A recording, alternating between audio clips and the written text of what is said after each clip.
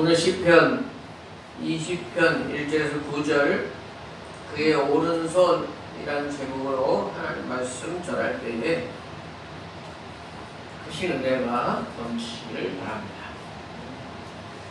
오늘 시편은 제목에 볼 수 있듯이 다윗의 시인데 그 내용은 전쟁이 나서 왕이 군사들을 이끌고 이제 출정할 때에 백성들이 왕을 위해서 축복하며 승리를 기원하는 그런 내용으로 되어 있습니다. 또 9절에 여호와여 왕을 구원하소서 우리가 부를 때에 우리에게 응답하소서 이런 내용이 나오고 있습니다. 그래서 아마도 이 시편은 다윗이 왕으로 통치하면서 각종 전쟁이나 어려움을 겪을 때 백성들이 왕을 위해서 기도드리고 축복했던 그 내용들을 기억하였다가 정리해서 시로 이렇게 표현하는 것이다. 학자들은 이해하고 있습니다. 그런데 오늘 저는 6절에 여호와께서 자기에게 기름 부은 받은 자를 구원하시는 줄을 내가 아노니 그의 오른손에 구원하는 힘으로 그의 거룩한 하늘에서 그에게 응답하시리로다. 이런 말씀이 있듯이 그의 오른손에 구원하는 힘, 하나님의 오른손. 오늘 주제는 손이라고 하는 주제로 말씀을 준비했다 하는 겁니다. 여러분들 다 아시다시피 하나님께서는 그 형상이 사람의 형상을 가지고 계신 것은 아닙니다. 어느 산신령처럼 수염기는 노인이 지팡이 지고 나타나는 그런 형상은 하나님은 아닙니다.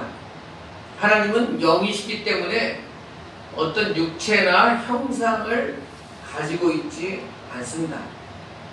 그럼에도 불구하고 성경 신구약을 통틀어 하나님이 마치 사람 형상을 가지신 것처럼 묘사하는 그런 내용들이 많죠. 하나님 아버지, 하나님의 얼굴, 오늘처럼 하나님의 손, 이런 표현들을 한단 말이죠. 오늘 이런 표현들을 신학적으로 신인 동형론이라는 말을 합니다. 하나님은 실제 손이 없지만 인간을 이해시키기 위해서 손을 묘사함으로써 인간의 형상을 통해 하나님의 신성을 표현한다. 그것이 신인 동형론입니다.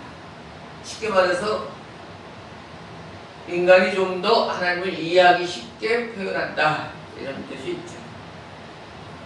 성경에서 하나님의 오른손 하면 구원하는 손, 권능의 손, 적을 무찌르는 강력한 능력, 이것이 하나님의 오른손입니다. 그래서 오늘 다윗도 6절에 전쟁에 나갈 때 그의 오른손에 구원하는 힘으로 그의 거룩한 하늘에서 그에게 응답하시리라, 승리를 주시리라 이렇게 말씀하고 있는 것입니다. 그래도 우리가 대부분 하나님을 아버지라 이렇게 부를 때에 이에 대해서 반감을 갖고 있는 사람들이 있습니다. 어릴 적부터 아버지 하면 폭언과 술 취함과 폭력과 방탕함으로 아버지 이름만 들어도 거부감을 느끼는 그런 사람들도 실제 있습니다. 또 여성과 남성을 평등을 주장하는 페미니스트들은 하나님 아버지라고 하는 표현을 상당히 거부감을 느낍니다. 남성 중심적인 사고라 이렇게 말하는 거죠. 그래서 이단 하나님의 교회 같은 데는 하나님 어머니 이런 표현을 쓰기도 합니다. 그러나 우리가 부르는 하나님 아버지라고 할 때는 그런 가부장적이고 남성성을 나타내는 것만은 아닙니다. 하나님 아버지 그 속에는 우리 집안과 가정을 책임지고 지키는 그 가장으로서의 남성성도 물론 들어있지만 또 한편으로는 따스하고 부드러운 우리를 위로하는 어머니의 모습도 함께 들어있는 표현이 아버지라는 단어에 다 함축되어 있다 하는 거죠. 우리가 잘 알고 있는 누가복음 15장의 탕자의 비유를 잘 알고 계신데, 그 탕자의 비유를 가지고 17세기 위대한 화가였던 렘브란트는 탕자의 귀향이라는 제목으로 그림을 그렸죠. 그 그림을 찾아보면 탕자 덕을 안고 있는 그 아버지의 두 손을 탕자 등에다가 그렸는데, 가만히 보면 오른손은 남자의 손이고 왼손은 여자 손으로 이렇게 묘사하고 있습니다. 이것은 무엇을 말해줍니까? 탕자는 돌아온 죄인을 말하는 것이고, 아버지는 우리를 받아주시는 하나님으로 이해할 때, 우리 하나님은 우리를 아버지와 어머니의 그 온전한 부모의 마음으로 우리를 감싸 보호해주시고 받아주신다라는 것을 나타내고 있는 거죠. 여러분, 세상의 모든 아기들은 태어날 때 주먹을 다 불끈 쥐고 태어납니다. 그리고 죽어간 사람은 누구나 다 손을 펴고 이 땅을 떠나갑니다. 영국의 대작가였던 셰익스피어는 왜 아기들이 태어나자마자 두 손을 부둥켜 쥐고 소리쳐서 우는가? 나는 이제 이 세상에서 어떻게 살아가지? 그 마음 때문에 운다고 셰익스피어는 표현했습니다. 어쩌면 세상을 살아가면 많은 사람들이 이 아기가 손을 꽉 쥐는 것처럼 어떻게 하면 더 가질까? 어떻게 하면 더 놓치지 않고 더 많이 움켜쥘까? 전전긍긍하며 살아가는 인생인지도 모르겠습니다. 더 가지고 있어야 평안하고 행복하고 안전하다 이렇게 생각하는 것이 보통 사람들이 생각이죠. 그러나 우리가 움켜쥘 수 있는 것은 사실 너무 적습니다. 사실상 우리 손으로 해낼 수 있는 것 너무 한계가 많습니다. 주님 앞에 없는 것과 마찬가지죠. 동남아 같은 데 여행을 해보면 이 유명한 절 같은 데 가게 되는데, 거기 가보면은 불상을 보고 깜짝 놀라는 경우가 있어요. 불상에 팔이 8개, 10개 정도로 이렇게 무슨 개처럼 많이 달린 그 팔을 보신 분들도 계실 거예요. 우리나라에도 천수보살이라고 1000개의 손을 묘사한 그 불상이 있죠. 이런 것들이 다 무엇을 뜻하는 거예요? 부처님은 자비를 베푸실 손을 많이 가지고 있다, 이런 의미죠. 그러나 우리 하나님은 그런 숫자 중요한 것이 아니에요.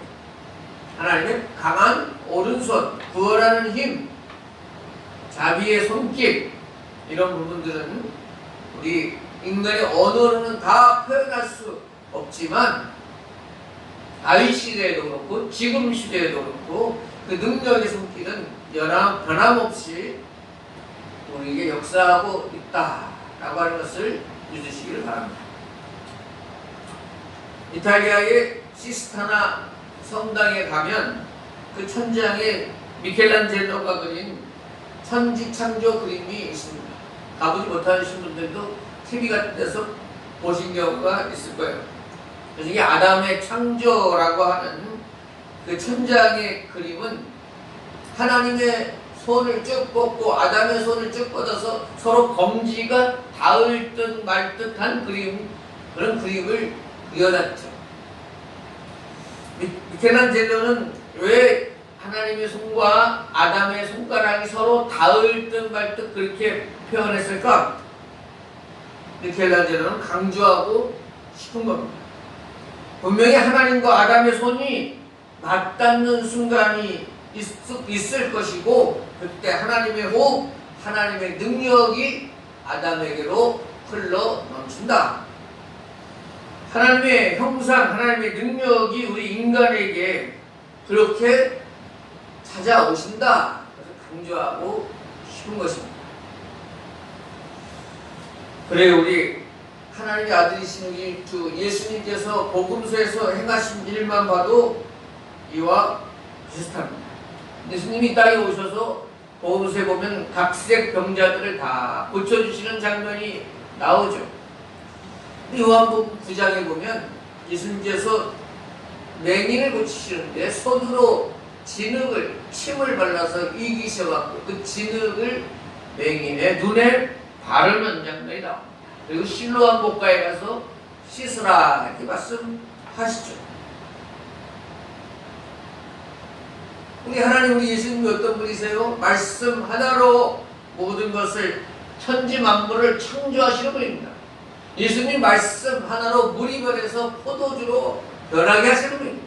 예수님 말씀 하나로 광풍을 잠잠케 하시는 그 예수님께서 왜 이 맹인을 고치실 때 친히 손으로 진흙을 침을 묻혀서 손으로 이겨서 그 손을 가지고 맹인의 눈에 발라주고 계신가 하는 것입니다. 분명 능력이 모자라서 그러신 것은 아니라 하는 거죠. 요한진 시인은 책을 보면 이런 표현을 씁니다. 사랑이라는 머리와 가슴, 기도와 눈물보다는 손과 발이라는 것을, 발보다 더 마지막으로 손이 곧 사랑과 자비의 구현이라는 것을, 이런 표현을 했습니다. 그렇습니다. 예수님께서 맹인의 눈에 진흙을 손수 손에 바르신 것은 내가 이처럼 너를 사랑한다. 내가 이 세파에 눈 멀고 배고프고 억울하게 살아가는 그 맹인에게 내가 이렇게 너를 사랑하고 있다라고 예수님의 사랑의 표현이 진흙을 눈에 바르고 있는 모습으로 나오는 거예요. 아멘.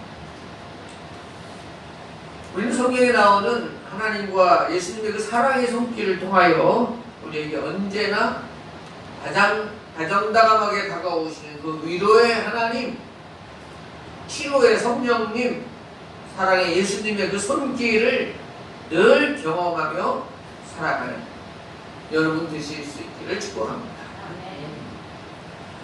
여러분, 우리는 부활하신 예수님을 성경을 통해 보게 되는데 의심하는 제자 도마에게 예수님 뭐라고 말씀하시냐면 자기 손에 못 박힌 손자국을 만져보고 자기 옆구리 찔린 옆구리를 만져보라고 이렇게 말해요.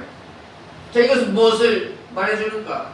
예수님께서 십자가에 피 흘리시고 돌아가셔서 부활하셔서 부활체 새로운 모습으로 변화되셨는데 여전히 예수님의 육체에 남아있는 것이 뭐예요? 못자국, 손에 못자국, 발에 못자국, 옆구리에 창자국, 그것은 여전히 남아있는 거예요. 예수님이 부활하셔도 지워지지 않는 표시, 사랑의 못자국이 그대로 남아있다는 것을 우리 기억해야 됩니다.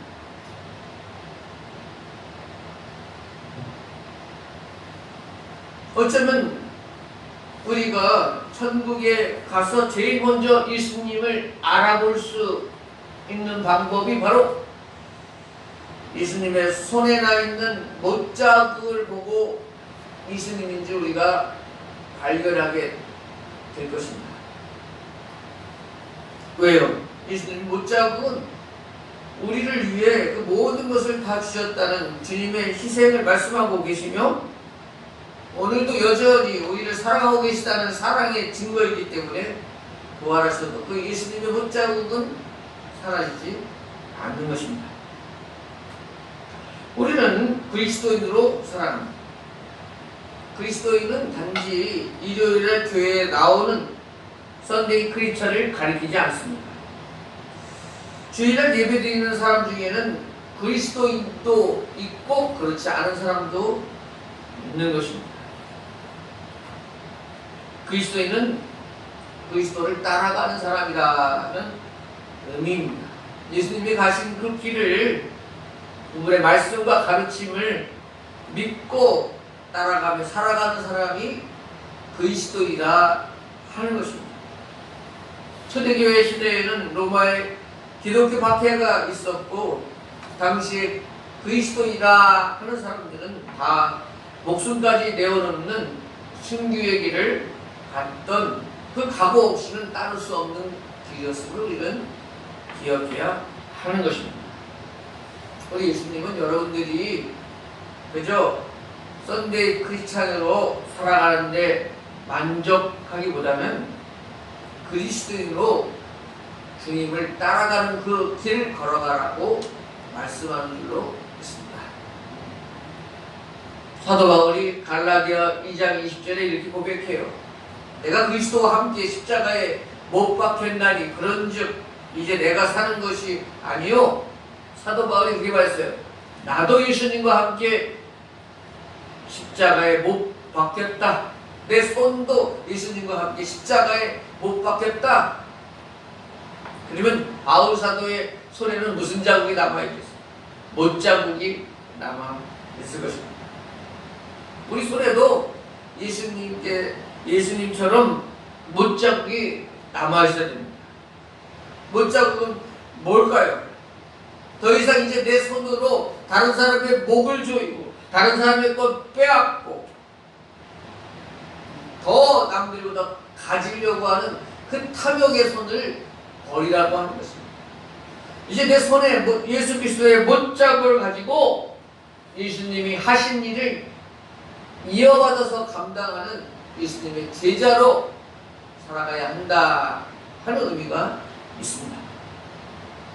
2차 세계대전에 독일도 연합군의 많은 폭격을 받았습니다. 독일 땅에도. 독일 어느 지방에 성당 앞에 예수님 동상이 있었는데 연합군의 폭격으로 그만 예수님의 동상의 팔이 떨어져 나가는 그런 일이 발생했죠. 전쟁이 끝난 후에 성당에서는 그 예수님의 동상을 복원해야 되느냐 안 해야 되느냐로 의견이 분분하다가 마침내 복원하지 않기로 했습니다. 그리고 동상 앞에 글자를 써서 붙였습니다.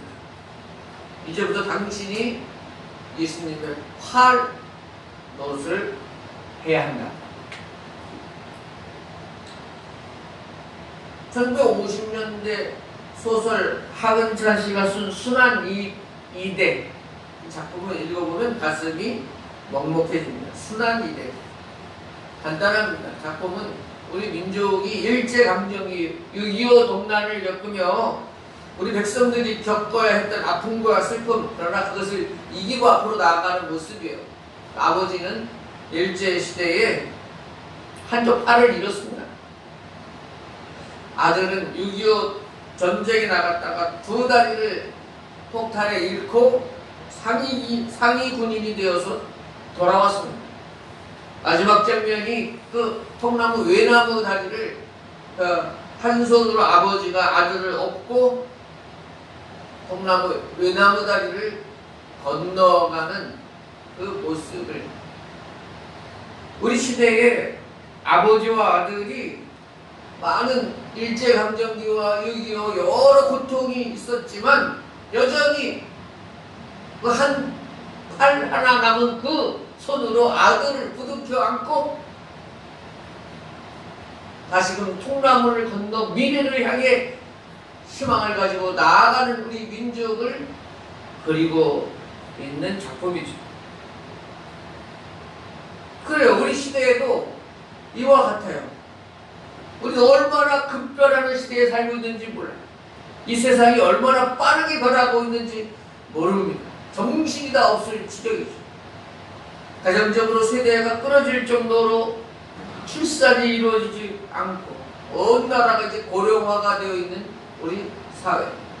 나라적으로 코로나 재앙 이겨내기에 버거운데 또 높이 오르는 물가와 인플레이션, 대외적으로는 또 전쟁에 대해 소문들은 그렇게 많고 세계 곳곳에 자연재해와 여러 가지 호우가 일어나는데 지진이 일어나는데 못 살겠다고 아우성 치는 소리가 세계에서 들려오는 그런 시대를 살고 있습니다. 북한은 90년대 말처럼 고난의 행군 시대와 같은 아주 아사자가 속출할 그런 위기에 놓여 있다가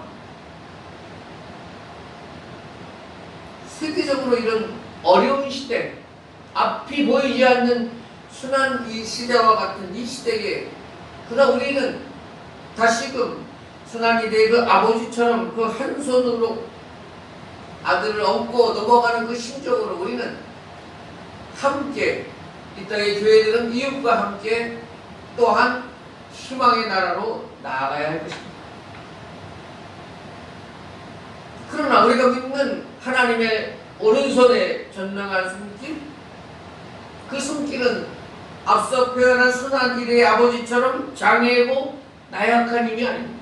우리를 붙들고 이 시대를 넘어가는 하나님의 오른손의 권능은 강력하고 능히 모든 것을 물리치고 뜻하시는 바를 이루시는 전능하신 하나님의 손길, 구원의 능력, 강력한 사탄 마귀의 진을 파하는 그 권능의 손길이 우리와 함께 있음을 믿고, 우리 시대가 어떻게 펼쳐지든 어떻게 변화되든지 요동하지 않고 두려워 겁먹지 말고 그 전능한 하나님의 구원의 손길을 믿고 담대하게 나아갈 수 있는 우리들이 되어야 할 것입니다. 오늘 시편 20편 말씀은 내용적으로는 어렵지 않습니다.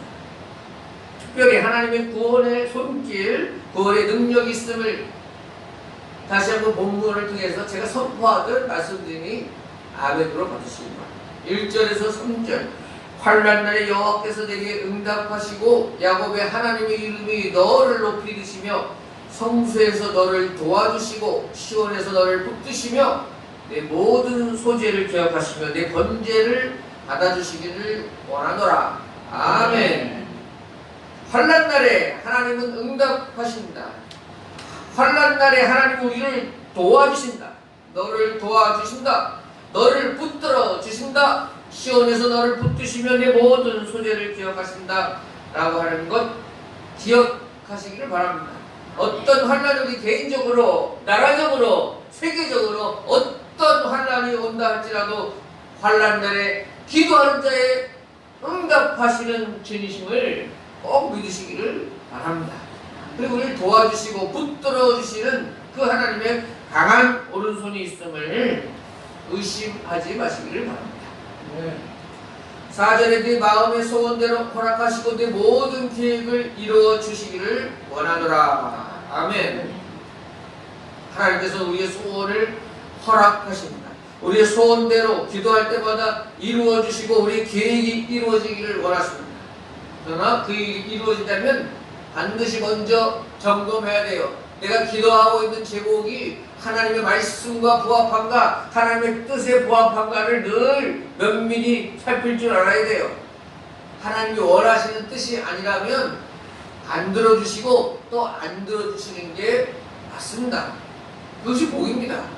5살, 6살 때 이제 어린 아들이 나가서 친구들과 막 전쟁 놀이하다가 엄마한테 뛰어 들어와가지고 엄마 전쟁 중인데 전쟁 중인데 나 부엌 칼 좀 줘봐.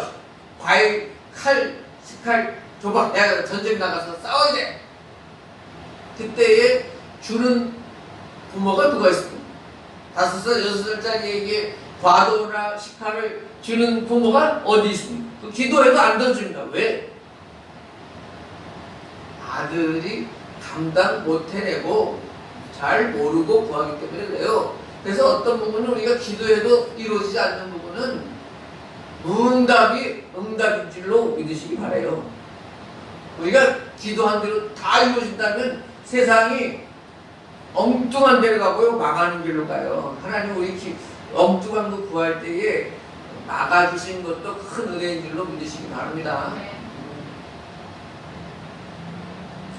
여러분들의 기도 생활이 먼저 하나님의 뜻을 분별할 수 있는 지혜가 있기를 바라고 그 뜻대로 기도하는 것은 다 응답 받음을 믿으시기를 축복합니다. 5절에 우리가 너의 승리로 말미암아 개가를 부르며 우리 하나님의 이름으로 우리의 깃발을 세우리니 여호와께서 내 모든 기도를 이루어 주시기를 원하노라. 네, 오늘 아주 몇 번에 걸쳐, 두 번에 걸쳐서 여러분들의 기도가 이루어지기를 축복하고 있습니다. 우리가 승리의 깃발을 높이 휘날리며 하나님의 영광이 드러나는 그런 우리 교회, 우리 교인들로 거듭날 줄로 믿습니다. 7, 8절 마지막으로 어떤 사람은 병거 어떤 사람은 말을 의지하나 우리는 여호와 우리 하나님의 이름을 자랑하리로다. 그들은 비틀거리며 엎드러지고 우리는 일어나 바로 서도다. 전쟁이 났을 때 대부분 자랑하는 게 뭐겠어요? 그 당시에는 병거고 그 당시에는 말, 지금으로 치면은 뭐 아주 탱크라든지 뭐 미사일이라든지 그런 무기를 의지하고 자랑하게 되겠죠. 그렇지 않다는 거예요. 우리는 여호와 우리 하나님의 이름을 자랑하리로다. 전쟁은 여호와께 속했다. 전쟁일 때도 무기와 그런 기술을 의지하지 않겠다. 우리 하나님을 의지하겠다. 그럴 때 참된 승리가 있음을 오늘 선포하고 있는 겁니다. 말씀 마치죠. 오늘 살아가는 여러분들의 손은 무엇 때문에 제일 바쁜가 한번 스스로 생각해 봅시다. 너무 게임하고 오락하는데 바쁜 손은 아니다. 너무 돈벌이 하고 움켜쥐는데 바쁜 건 아니다. 너무 내 안쪽으로만 기울어져 있고 다른 이에게, 이웃에게 향해서는 너무 인색한 손은 아닌가. 비단 우리의 손은 이제 우리의 손만이 아니고 예수님과 함께 십자가에 못 박히고 다시 오실 예수님이 오실 때까지 예수님의 그 손 노릇을 해야 되는 예수님의 손인 줄로 믿으시길 바랍니다. 자, 우리 이 시간에 합심하여 기도합시다. 오늘 역시 환난의 시대이지만 구원하시는 하나님의 구원의 능력, 하나님의 오른손 여전히 있음을 믿게 하여 주십시오. 우리 교회가 우리가 예수님의 손과 발이 되어서 이 세상을 품고 그리스도의 사람 자랄 수 있게 해 주십시오. 이 지역에도 여전히 잃어버린 영혼들, 가난한 성도들, 구원의 강제 역할을 감당하는 우리 교회 통하여 구원받는 자의 수가 늘어나도록 인도해 주십시오. 우크라이나, 러시아 전쟁 빨리 끝나고 미얀마 군부 독재 빨리 끝나고 우리 남북한 평화로운 통일이 이루어지도록 우리 합심하여 기도하겠습니다. 하나님 아버지